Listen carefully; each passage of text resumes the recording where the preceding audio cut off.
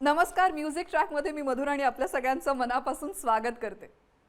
रसिका हो, आपण जर सहज आजूबाजूला पाहिलं तर आपल्या लक्षात येईल की प्रत्येक जण स्वतःशी किंवा स्वतःसाठी काहीतरी गुणगुणत असतो. जे समोर असेल त्याच्यावरती ताल धरत असतो. कारण अहो, संगीत ही एक अत्यंत सहज प्रवृत्ती आहे, सहज कला आहे. संगीतामुळे मनाला विरंगुळा मिळतो, मनावरचा ताण सैल होतो. अहो, एवढंच नाही, खरं सांगू का, संगीतामुळे आयुष्यात बहार येते. म्हणजे पहा ना, आपल्याला एखाद्याला एखादी गोष्ट समजावून सांगायची असेल तर ती गद्यात सांगण्यापेक्षा पद्यात सांगितलेली, ताला सुरात सांगितले तर लवकर समजते, मनाला भिडते, भावते. आणि नेमकी हीच गोष्ट लक्षात घेऊन या संगीताचा अनेक माध्यमातून वापर केलेला आपण पाहतो. चित्रपटातून, जाहिरातीतून, कवायतींमधून. इतकंच कशाला, लहान मुलांना काही गोष्टी समजावून सांगताना सुद्धा संगीताचा वापर केलेला आपण पाहतोच की. आज आपल्याकडे जे पाहुणे आलेले आहेत ते असेच अनेक वर्ष शिक्षणाशी आणि संगीताशी जोडले गेलेत. स्वागत करूया तबला वादक आणि संगीत प्रशिक्षक अरविंदजी काडगावकर यांचं. नमस्कार अरविंदजी. म्युझिक ट्रॅकमध्ये आपलं मनापासून स्वागत. अरविंदजी, मी मगाशी उल्लेख केला तसं की लहान मुलांना काही गोष्टी समजावून सांगताना आपण संगीताचा वापर केला तर ती जास्त लवकर त्यांना काही कॉन्सेप्ट समजतात. आणि गेल्या अनेक वर्ष तुम्ही पण ह्याच गोष्टीशी निगडीत आहात. तुम्ही नक्की काय प्रकारचं काम करताय हे आपल्या प्रेक्षकांना सांगा. मी महाराष्ट्र राज्य शैक्षणिक संशोधन प्रशिक्षण परिषद पुणे, ज्याला इंग्लिशमध्ये MSCERT असं म्हणतात. जसं दिल्लीमध्ये NCERT आहे तसं महाराष्ट्र स्टेटसाठी MSCERT. तिथे मी गीतमंच विभागामध्ये गेली 30 वर्ष अराउंड तिथे काम करतोय. गीतमंच विभागामध्ये काम करतोय. ह्याची मूळ संकल्पना वसंत देसाईने एक सूर एक ताल हा उपक्रम सुरू केला होता. बरं. त्याच्यामध्ये अगदी नामवंत गायक गायिका जयवंत कुलकर्णी, फैयाज, प्रमिला दातार यांनी सुद्धा त्याच्यात काम केलेलं आहे. अरे वा. आणि त्यांची संकल्पना अशी होती की शिक्षकांच्या माध्यमातून किंवा मुलांवर चांगले संस्कार व्हावेत. येणारी भावी जी पिढी आहे त्यांच्यावरती चांगले संस्कार व्हावेत. देशभक्ती, देशप्रेम, एकता, समता, बंधुभाव या बाबतीत चांगल्या प्रकारचे संस्कार होऊन भावी पिढीसाठी चांगलं काहीतरी करावं ही त्यांची एक फार चांगली इच्छा होती. पण 1980 साली हे चालू असताना, आणि हे खूप चांगल्या रीतीने चाललं होतं त्या काळात, 1980च्या सुमारास ते दुर्दैवाने लिफ्टमध्ये अडकून गेले. त्याच्यानंतर 5-1 वर्ष थोडासा याच्यात खंड पडला होता. पण 85च्या सुमारास आमच्या महाराष्ट्र राज्य शैक्षणिक संशोधन प्रशिक्षण इथले डायरेक्टर आणि महाराष्ट्राचे डायरेक्टर एज्युकेशनचे VV चिपळूणकर यांनी हा गीतमंच म्हणून हाच उपक्रम पुढे चालू केला. अरे वा. आणि याच्यामध्ये आम्ही एक 4 गायक वादक, संगीत शिक्षक आणि प्रशिक्षक म्हणजे तज्ज्ञ मार्गदर्शक अशा पद्धतीने आम्ही 85-86 पासून तिथे काम करतोय. बरं. आता मुलांसाठी कसं काय काम करता? आता हा विशेष करून मुलांसाठीच उपक्रम आहे. याच्यामध्ये जास्तीत जास्त शिक्षकांच्या माध्यमातून, संगीताच्या प्रभावी माध्यमातून मुलांपर्यंत चांगली गीतं ज्याच्यामध्ये देशभक्ती आहे, समता, बंधुभाव, एकता, मूल्य शिक्षण, संस्कार, राष्ट्रीय चारित्र्य हे सगळे विषय संगीताच्या त्या विषयातून आम्ही हाताळतो संगीताच्या माध्यमातून. आणि मुलांवर अशा रीतीने संस्कार होतील असं पाहतो. हे जास्तीत शिक्षकांपर्यंत आम्ही ही पहिल्यांदा गाणी नेतो. आम्ही शिक्षकांची ट्रेनिंग्स घेतो महाराष्ट्र, ऑल ओव्हर महाराष्ट्र. जवळजवळ चांद्यापासून बांद्यापर्यंत आम्ही अशी प्रशिक्षण घेतलेली आहेत. प्रत्येक जिल्ह्यात जाऊन तालुका स्तरापर्यंत काम करू. आणि ह्याचा उपक्रम असा आहे की जास्तीत जास्त विद्यार्थी तयार करून पुढे काय करायचं तर ह्याचे मेळावे घ्यायचे. तर अशा प्रकारचे मेळावे पण आम्ही घेतलेले आहेत. जवळजवळ 8-10 हजार विद्यार्थ्यांचे मेळावे. आणि वसंत देसाईंच्या काळामध्ये जवळजवळ 1 लाख विद्यार्थ्यांचा मेळावा झालेला आहे मुंबईमध्ये. हाच उपक्रम आम्ही पुढे चालवता. तुम्ही मुळात तबलावादक आहात आणि संगीतकारही आहात. तर आत्ताचा तुम्हाला कैलासवासी गजाननराव वाटव्यांच्या स्मृतिप्रित्यर्थ जे स्पर्धा घेतली जाते त्याच्यात सर्वोत्कृष्ट संगीतकार म्हणून आता तुम्हाला सन्मान करण्यात आला. तर ते गाणं आम्हाला ऐकायचं आहे आणि त्याविषयी नंतर जरा जाणून घ्यायचं आहे. तर ते गाणं आम्हाला ऐकवता? हो, जरूर. या स्पर्धेमध्ये जी 3 गीतं मी सादर केली होती, आउट ऑफ दॅट एक गाणं मी इथे सादर करतोय. जरूर. त्याचे कवी आहेत संदीप खरे. अरे वा. आणि गातायत सुवर्णा माटेगावकर आणि राजेश दातार पुणे. आणि माझं भाग्य आहे की ही गोष्ट मुद्दाम मला सांगायची वाटते, हे दोन्ही चांगले गायक मला आज इथे मिळाले. आणि विशेष सांगायचं म्हणजे सुवर्णा माटेगावकर त्या परीक्षेमध्ये स्पर्धेमध्ये परीक्षक होत्या माझ्या. अरे वा. तर तुला बघितले अन त्या रात्री हे गीत संदीप खरेंचे ते सादर करतात. जर तुला बघितले अंत्या रात्री रात्र खुळी कानी कुजबुजली तुला बघितले अंत्या रात्री रात्र खुळी कानी कुजबुजली क्षणात एका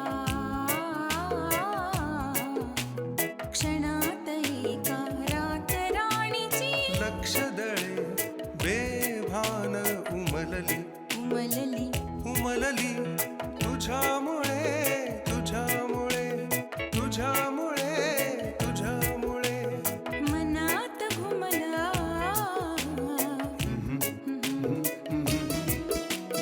मनात घुमला एक पारवा मध्यरात्रीचा शांत गारवा वाटून गेले असे असे की अरे कुणाला कुणी बोलवा तुझ्यामुळे तुझ्यामुळे तुझ्यामुळे तुझ्यामुळे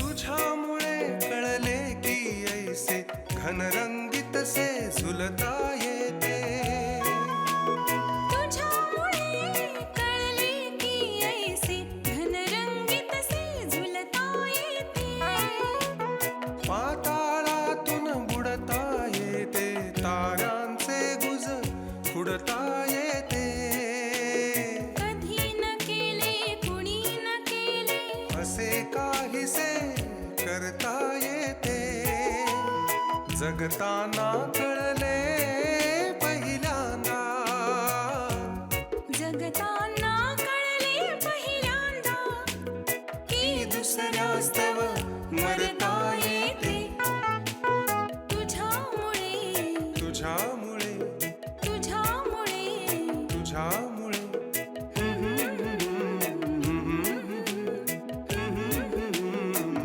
तुझ्यामुळे क्या बात आहे. फारच गोड. Thank you Rajeshji, thank you Suvarna. फार गोड गायला दोघंही. थँक्यू. हे अत्यंत गोड गाणं आम्हाला ऐकवल्याबद्दल मी तुमचे आभार मानते आमच्या सगळ्या टीमकडून. आणि ज्या स्पर्धेसाठी तुम्ही आता ही रचना केली होती त्या स्पर्धेविषयी सांगा, कारण अनेक अपकमिंग संगीतकार हा आपला कार्यक्रम पाहत असतात, त्यांनाही समजेल. या स्पर्धेचं नाव होतं नवे शब्द नवे सूर. बर गजानन वाटवे स्मृती संगीतकार स्पर्धा म्हणून ती पुण्यामध्ये होते बर. गेली काही वर्ष. हं. आणि ही संकल्पना सुधीर मोघे यांची होती. अरे वा. तर याच्यामध्ये नवीन संगीतकार, नवीन गीतकार हं. आणि शक्यतो गीतही नवीन असावं आणि नसेल तर मग बुजुर्ग कवींची किंवा लेखकांची अशी गीतं याच्यामध्ये घेतली जातात. त्याच्यामध्ये मी नवीन संगीतकार म्हणून तिथे एंट्री घेतली होती आणि मी तसा खरंच नवीन संगीतकार आहे. अजून पुष्कळ प्रवास मला करायचा आहे. तर याच्यामध्ये 3 गीतांची सीडी मी त्यांना पाठवली होती. बर. त्याचं संगीत सगळं नवीन होतं. मुख्यतः ही सीडी पास झाल्यानंतर म्हणजे सीडीमध्ये तुम्ही पास झाल्यानंतर त्याचं एक लाईव्ह प्रेझेंटेशन असतं पुढे, त्याच्यासाठी ते बोलवतात. बर. आता हे जे गीत आत्ता सादर केलं ह्या गीताचं नाव होतं तुझ्यामुळे. संदीप खरेंनी फार छान लिहिलं गाणं ते. त्या स्पर्धेमध्ये हे गाणं आधी 7-8 दिवस गीत पाठवलं होतं आणि त्याला तुम्ही कसं संगीत करता ही तुमची परीक्षा असते. हे तिथं ज्या टीम्स तिथं म्हणजे भाग घेतात हां. त्यांना हे आत्ता जे गीत दिलं होतं ते सगळ्यांना कॉमन सगळ्यांना कॉमन दिलं जातं. ओके. त्याचं संगीत केलं जातं बर. आणि ते कसं आहे ते तिथं त्या परीक्षेमध्ये पाहिलं जातं. ओ. मग त्यावेळेला ही 3 गीतं मी तिथे सादर केली होती आणि त्याच्यामध्ये मला हे यावर्षीचे अवॉर्ड मिळालं. अरे वा. आणि माझी गाणी ज्यांनी गायली ऋषिकेश बडवे पुण्याचा आहे तो, हं. त्यालाही सर्वोत्कृष्ट गायकाचा पुरस्कार मिळाला. अरे वा, क्या बात आहे. आणि आता अजून एक वेगळा प्रश्न की तुम्ही शिक्षण क्षेत्राशी रिलेटेड आहात अनेक वर्ष. काही पाठ्यपुस्तकातील कवितांनाही चाली दिल्या असतील तुम्ही, तर ते मला असं वाटतं खूप चॅलेंजिंग असतं, कारण लहान मुलांना त्या चाली आवडायला पाहिजेत, त्यांच्या ओठांवरती बसायला पाहिजेत, तरी त्यात मेलडी असली पाहिजे. तर हा सगळा प्रवास कसा होता आणि कुठली एखादी कविताही आम्हाला त्यानिमित्ताने आम्हाला ऐकायला आवडेल तुमच्याकडून. हा प्रवास असा आहे की मी 1986 साली जेव्हा मी तिथे जॉईन झालो तेव्हा ह्या कमिटीवरती म्हणजे गीतमंचाच्या कमिटीवरती जेव्हा गाण्यांचं सिलेक्शन झालं, गीतांचं सिलेक्शन झालं, त्याच्यामध्ये संगीतकार यशवंत देव, दत्ता डावजेकर आदी चांगली मान्यवर मंडळी त्याच्यामध्ये होती. साधारणपणे सुरुवातीला 500 गीतं आम्ही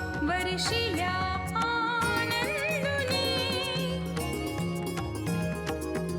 तू नभा पर्जन्यधारा वर्षिल्या आनंदुनी दिव्य आशीर्वाद लाभे तृप्तीचा या जीवने पृथ्वी माते मंगले गे अन्न तू माते दिले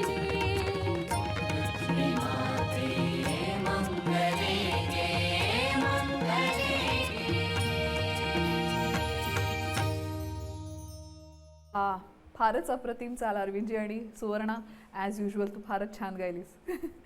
म्युझिक ट्रॅकमध्ये आपल्या सगळ्यांचं पुन्हा एकदा स्वागत.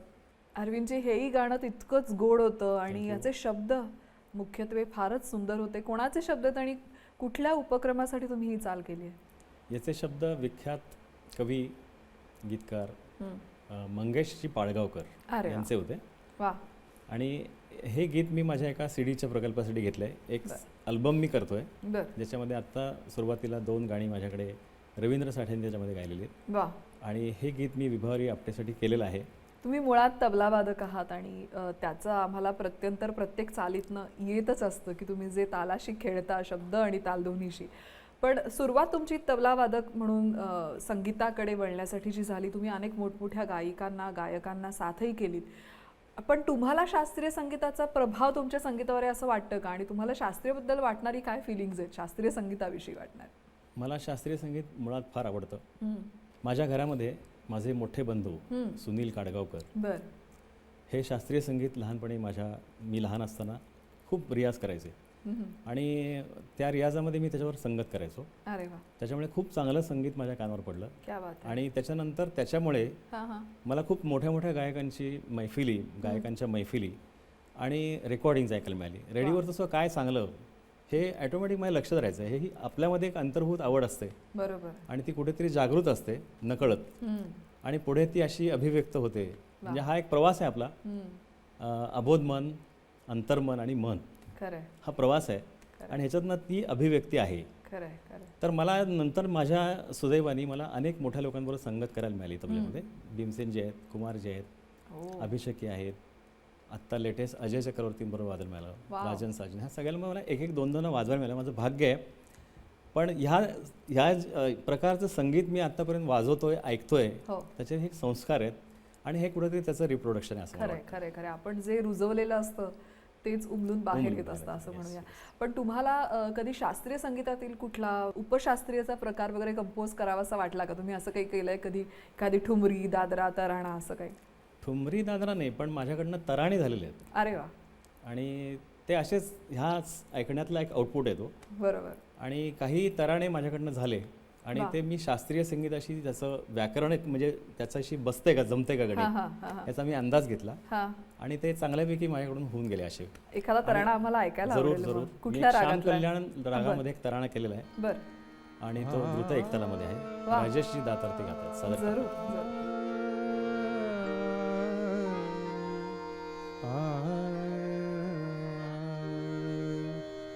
तदारे दीन तन देरे ना तदारे दीन तन देरे ना तदारे दीन आणि तदारे उदातन देरे ना दीन देरे ना दीन देरे ना दीन तदारे दीन तन देरे ना तदारे दीन ना दिर दिर तुंदिर दीन तना देरे ना ना दिर दिर तुंदिर दीन तना देरे ना दिर दिर तुंदिर दीन तना देरे ना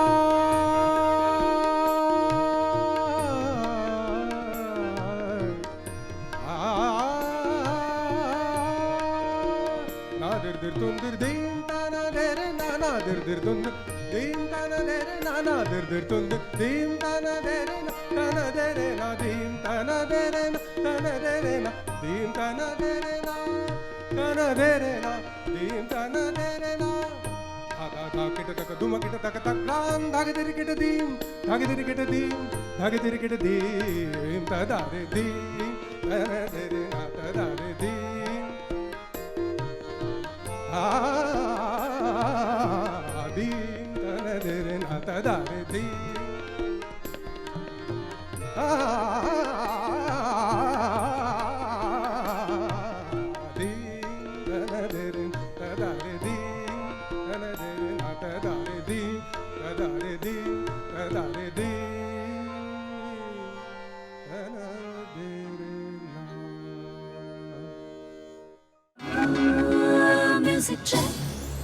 म्युझिक ट्रॅकमध्ये आपलं पुन्हा एकदा स्वागत. आपण गप्पा मारतोय तबला वादक आणि संगीतकार अरविंदजी काडगावकर यांच्याशी.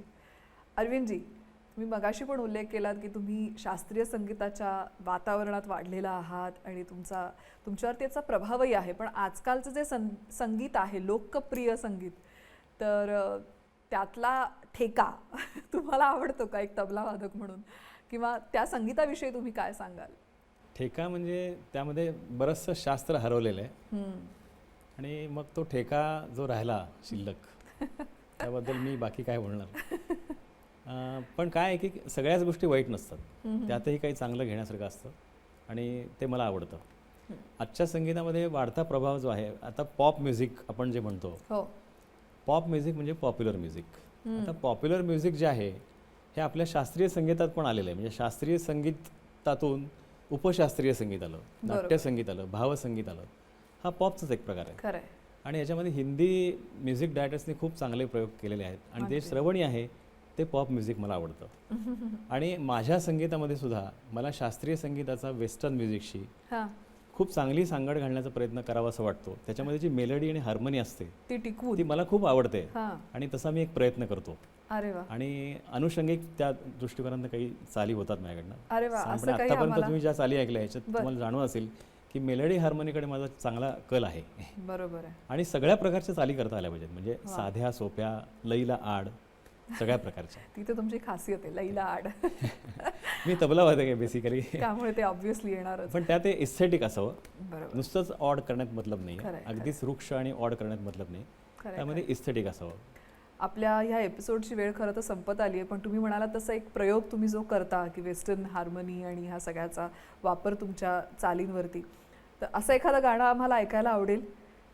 पण त्यापूर्वी तुम्ही इथे आलात आणि आम्हाला छान छान गाणी ऐकवलीत, तुम्ही छान छान तुमचे अनुभव सांगितले, त्याविषयी मी आभार मानते आणि तुमच्या संपूर्ण पुढच्या कारकिर्दीसाठी मनापासून शुभेच्छा देते. Thank you very much. आणि आता कार्यक्रमाच्या शेवटी काय ऐकवता? कार्यक्रमाच्या शेवटी मी एक गीत ऐकवतोय की मी ज्या ठिकाणी मी काम करतो, म्हणजे MSCERT, Maharashtra state council of education research training, Pune, इथे आमच्याकडे ज्या जॉईंट डायरेक्टर आहेत डॉक्टर शकुंतला काळे, त्यांनी हे गीत लिहिलेलं आहे. अरे वा. आणि त्या पण चांगल्यापैकी कविता आणि गीतं लिहितात. तर त्यांचं हे गीत मी इथे सादर करतोय. निशा सरली उषा आली. निशा सरली उषा आली. आणि ऐकवताय कोण? ऐकवतायत सुवर्ण माटेगावकर. जरूर. निशा सरली